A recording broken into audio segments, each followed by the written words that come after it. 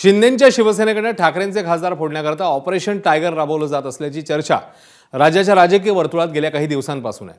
अशातच आज मातोश्रीवर पार पडलेल्या बैठकीमुळे उद्धव ठाकरे आणि 9 पैकी 5 खासदारांमध्ये दुरावा वाढतोय का असा सवाल उपस्थित होतो।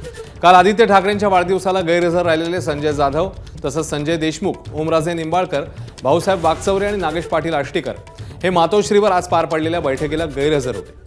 याविषयी जेव्हा संजय राऊतांना विचारणा झाली तेव्हा त्यांनी 5 खासदार ऑनलाईन उपस्थित असल्याचं सांगितलं। मात्र प्रत्यक्षात केवळ नागेश आष्टीकरांशीच उद्धव ठाकरेंची ऑनलाईन चर्चा झाल्याचं समोर आलंय, तर इतर खासदारांनी उद्धव ठाकरेंशी चर्चाच केली नाहीये असंही सांगण्यात येत आहे। कार्यकर्त्यांमध्ये संभ्रम राहू नये यासाठी आपण का आला नाही याचं स्पष्टीकरण द्यावं अशा सूचना उद्धव ठाकरेंनी अनुपस्थित खासदारांना दिल्या होत्या। त्या 5 खासदारांनी त्याबाबत स्पष्टीकरण दिलं खरं, पण आता 2 दिवसांनी उद्धव ठाकरेंनी पुन्हा बोलावलेल्या बैठकीला ते खासदार जाणार आहेत का की दुरावा कायम राहणार आहे पाहणं महत्त्वाचं आहे। तर कोणते खासदार प्रत्यक्ष बैठकीला हजर होते आणि कोणते ऑनलाईन उपस्थित होते असं म्हणतात ते बघूया। अरविंद सावंत, अनिल देसाई, संजय दिना पाटील आणि राजाभाऊ वाजे हे 4ही खासदार प्रत्यक्ष उपस्थित होते या बैठकीकरता। तर ऑनलाईन उपस्थित खासदारांच्या नावांमध्ये ओमराजे निंबाळकर, भाऊसाहेब वागचौरे, नागेश आष्टीकर आणि संजय देशमुख यांची नावं समोर येत आहेत। आणि उद्धव ठाकरेंशी फोनवरून चर्चा झाली आहे संजय जाधव यांच्याशी असंही समोर येतं।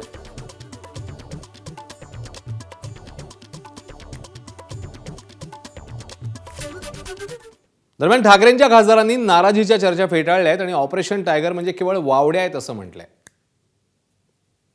कौन सा डर है? अरे छोड़ो, हम क्या डरने वाले लोग हैं? हमारे पूरे सांसद, पूरा संसदीय दल एक साथ है, एकजुट है, मजबूत है और मजबूत रहेंगे। की माझा मुलगा कृष्णा पाटील आष्टीकर हे या निवडणुकीमध्ये उभा आहे आणि माझी आता थोड्या वेळापूर्वी उद्धव साहेबांशी सुद्धा व्हिडिओ कॉन्फरन्सिंगवर बोलणं झालं आणि साहेबाला चांगल्या प्रकारे माहिती आहे की मी कोणी अडचणीत आहे ते। त्यामुळं मी आपल्या सर्वांना प्रेसच्या माध्यमातून सांगू इच्छितो की आम्ही उद्धव साहेबांच्या सोबत आहोत, कुठेही कधीही गेलेले नाहीयेत। आज जुनैन कारण असल्यामुळं आणि मी ते पण सांगितलं होतं साहेबाला की यावंच लागत असेल तर मी हे निवडणूक सोडून सुद्धा येऊ शकतो। किसी का दबाव मेरे को तो नहीं है, ना मेरे कोई जो साथी है उन पे है।